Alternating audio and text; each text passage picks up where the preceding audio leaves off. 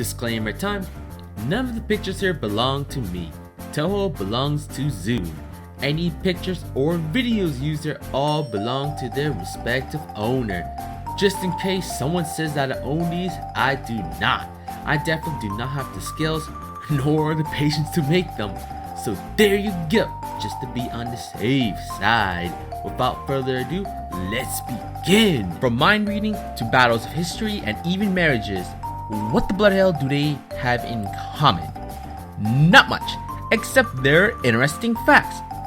So welcome once more to the series in which I discuss about the Touhou project that I find either fun, unusual, or simply awesome. Without waiting too long, let's begin the interesting Touhou fact number 3. Number 6. Alice, being called the 7-colored puppeteer or rainbow puppeteer, she believed that there is a correlation between colors and power level.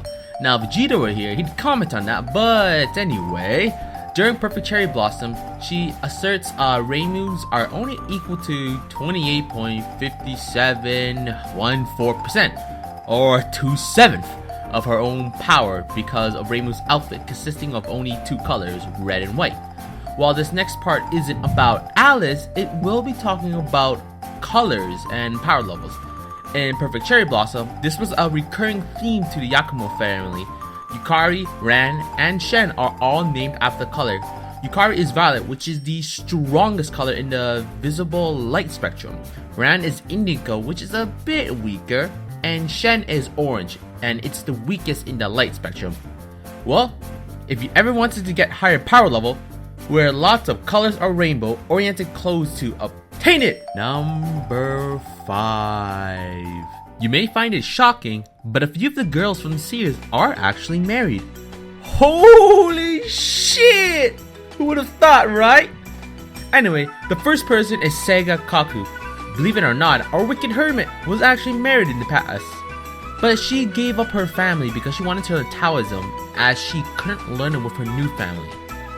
Alright, enough about Sega. Let's talk about the other people who are married. The only other people who are married are the Watasaki sisters. I probably butchered that name as well. But anyway, Toihime and Yorihime. Out of the hundreds of girls we have in the series, we only have 3 that are married. Well, to be honest, the fact that any of these girls were married is an achievement in its own right. Number 4. We know that Kane transformed into her Were Hakataku form during the full moon. But was she born with that ability, or did she gain it later on? In Perfect Memento, Aku explains that Kane had gained this power later on in her life rather than being born with it. Kane's transformation is another indication of this. Kane explains to Yukari that whereas one who is born as a were beast takes on a full body beast form during the full moon, and we all know that doesn't happen to Kane, so it looks like Kane was cursed with it instead of being born from it. Interesting indeed. Number 3. You gotta love being able to read minds. It can make things convenient since you'll always be able to know if someone is bullshitting you or not. About the topic of mind reading, let's talk about Satori. While it's obvious that she can read minds, did you know there was some sort of a limit to it? She can only read what's currently on in their mind, so she can't read memories. Even with the limitation, Satori has a way around it, for the Maku battle at the very least. Satori has limited hypnotic abilities, and she uses this to bring out the traumatic memories to the surface of the person's mind or induce amnesia, aka their spell cards. Once the spell card is on the person's mind, then she's able to read it and replicate it to the best of her abilities. I gotta admit, Satori's pretty damn smart in figuring a way to overcome her species' limitation in terms of mind reading. Number 2. In Symposium of Post-Mysticism and in Neatery section, it mentions about a Kappa Bazaar. Once in a while, with a goal of gathering a budget, they sell products they're proud of, and as long as you have the money, humans and yokais are free to look around and purchase what they may like, even though they probably have absolutely no idea what they bought. While humans may go, it's difficult for them to go because of the obvious yokai that are going to be around there. So guys, if you ever wanted something from a Kappa, go to the Bazaar to purchase something. Although the challenge then would be to go to Kinsokyo. I'm sure you guys will manage. Number one. For the last fact, we're going back to Cain.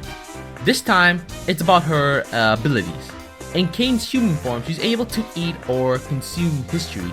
Simply put, she's concealing the history from outside viewers like she did with the village in Imperishable Night. And her Hakutaku form allows her to create history. But the question is, how strong is her ability when it's up against Akuhiya, whose ability is to never forget anything she sees? Well, you'll not know after this video. In Cain's profile in Perfect Memento, Aku states that Hidea's family Gensokyo Chronicle is beyond her powers. Essentially, even if Cain tried to conceal or create history, she wouldn't be able to pass through Aku's ability to never forget.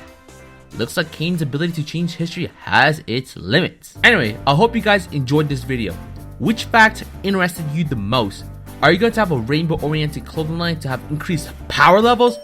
Does Satori's trick to learning her opponent's spell card impress you? Or would you be interested in going to Kappa Bazaars to buy something from them? Either way, this is Magi and I hope you guys enjoyed this video.